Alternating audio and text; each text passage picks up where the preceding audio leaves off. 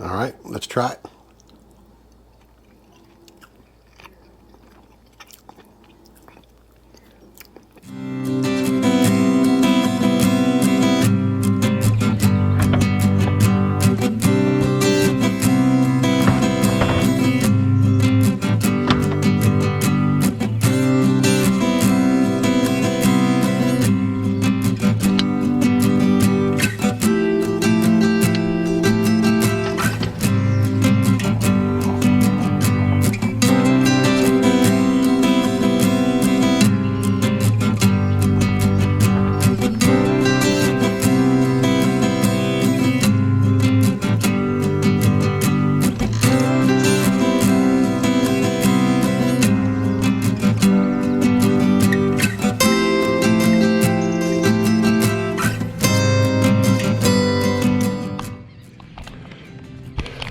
So we're down here in the marsh, and I'm with Damien Cook. He is probably, not only does he win and come close to winning every snakehead tournament, he's probably one of the best. He's one of the best guides down here if you want a guide. So I'll leave it definitely all the link in the description for him, as we're seeing fish jump everywhere. But they didn't call for any rain today. And it's starting, and I just put my rain jacket back. Say, nah, I'm not going to need it. As soon as we get on the water, it's starting to drizzle. I think it's about all we'll get today. But if we get a little wet, it won't be that bad. But what's been working so far? In here, topwater frog. Sometimes following up with a paddle tail or a cooker or something you can throw through the pads. Well, you think though, is it because I would treat topwater, which that's what I was going to bring when I brought. Now he supplies everything. I have plenty of rods and gear and all that stuff, but he has it. And I was going to bring, knowing we were going to be doing a lot of frogging today, I was going to bring, which I think is one of your #1 baits, whether you're bass fishing, and I'm going to ask him snakehead fishing. Usually what I'll have is either a Texas rig, a wacky rig, worm, something like that, a worm to follow up, because a lot of times you'll get a miss, and most of the time bass, you can go right back in where they hit, try to topwater again, or back it right up when they miss and throw a worm or something in there. And that's always a good way to catch the fish that you just missed. You think that'll work with snakehead as much? Yeah, so a lot of times I like throwing either, like I said, a paddle tail or even the cooker. Like actually the other day in that tournament, the first fish I caught, I got a bite on the cooker and I followed up with a frog. Just following up with something different sometimes will make them strike. Yeah, because as long as they're not spooked. If they're spooked, then you don't have no chance. But a lot of times they're just sitting there, whatever's going on. Or sometimes you can get lucky with a snakehead. I would think it maybe twice, maybe 3 times. For me, that's what it's been. But bass, you can maybe sometimes sit there 3 or 4 times, because they might not be as smart as a snakehead, right? Who knows? Just kidding. All right, let's rock and roll. You fucking kidding me? Come on, man.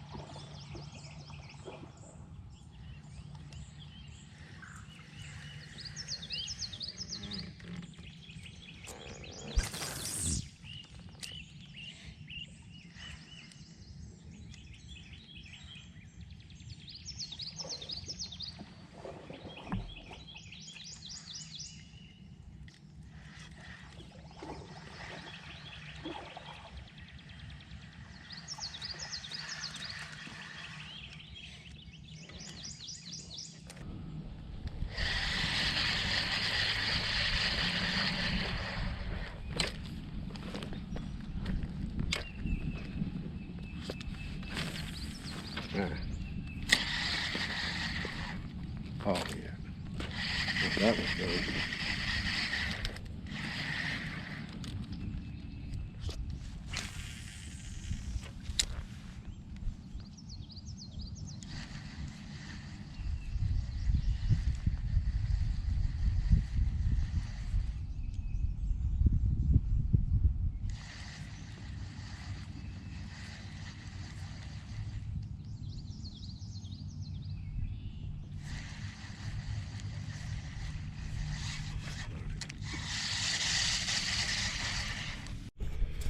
So what we're trying to, I'm going to show you.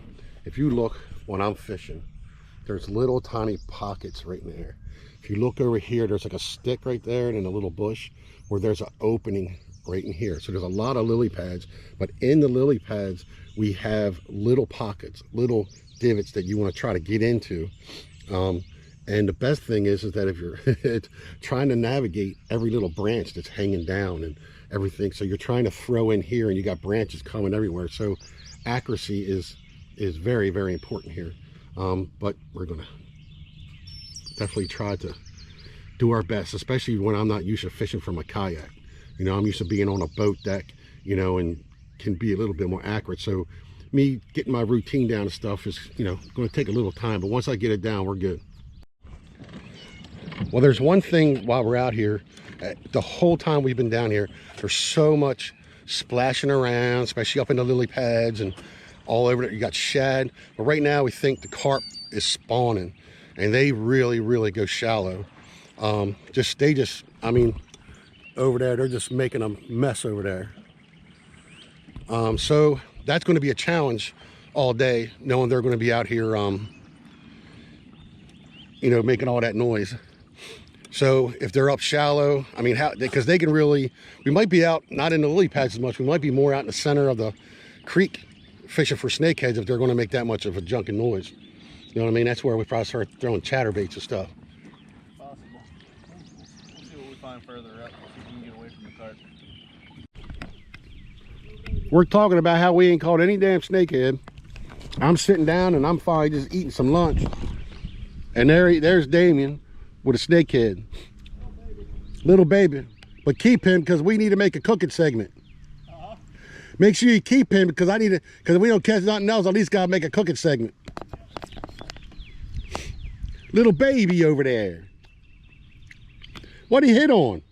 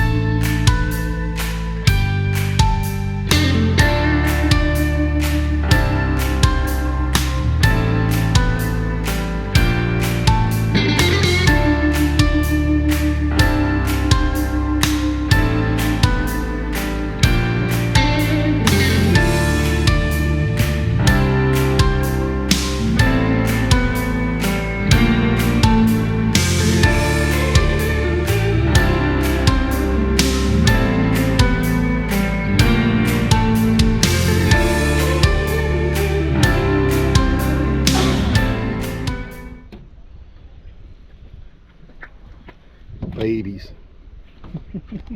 He says he loves the row.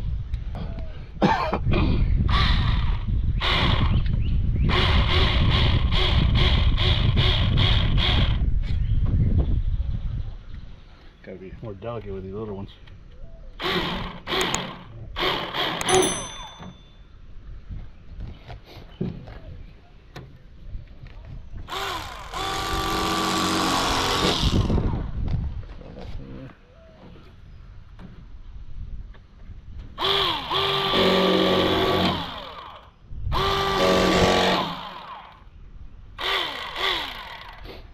I need to lay the year. Huh? Yeah.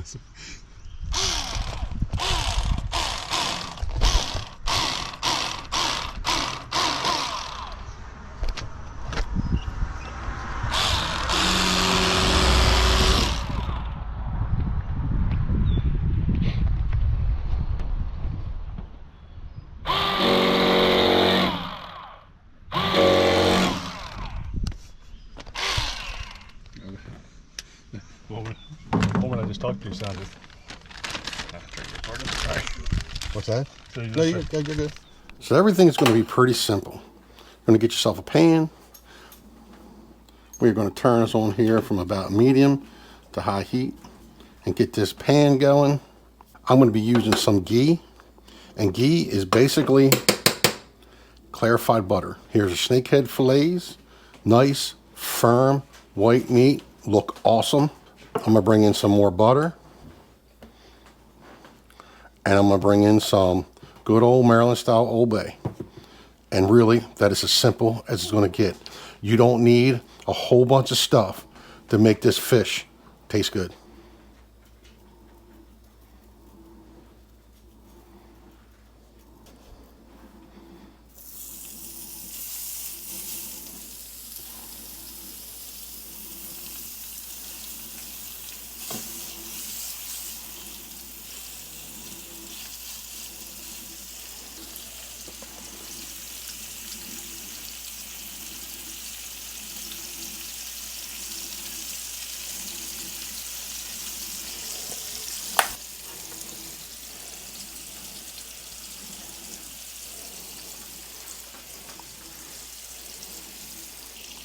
And what I'm looking is for these thick pieces to really get a little bit up, get that cooking a little bit up on the side of this fish.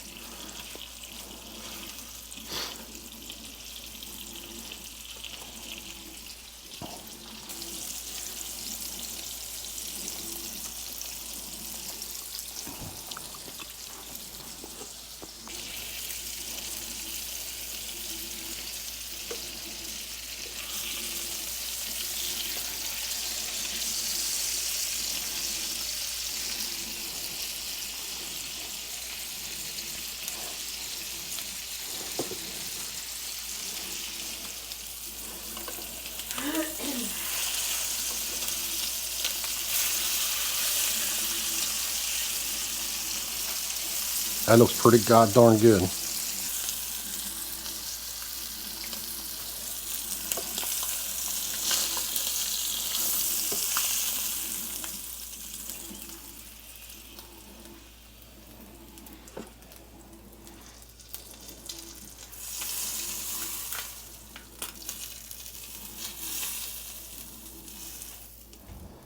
And let's not forget a lemon.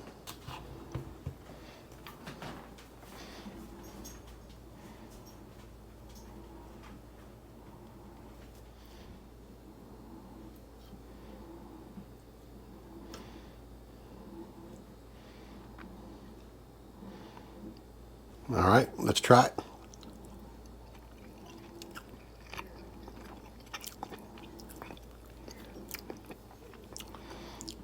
That's good. That is such a nice, firm fish. And that is the perfect way, if you're in Maryland, that is the perfect way to cook that fish. If you like this video, if you go here, I went snakehead fishing with Damien again, and I'll show you that video. I even caught a blue cat on a chatterbait, brought that back and cooked it up. So if you go to this video right here, we'll show you how we do some Maryland blue crab in here. If you'd like to check out the videos, please make sure you subscribe and like the video.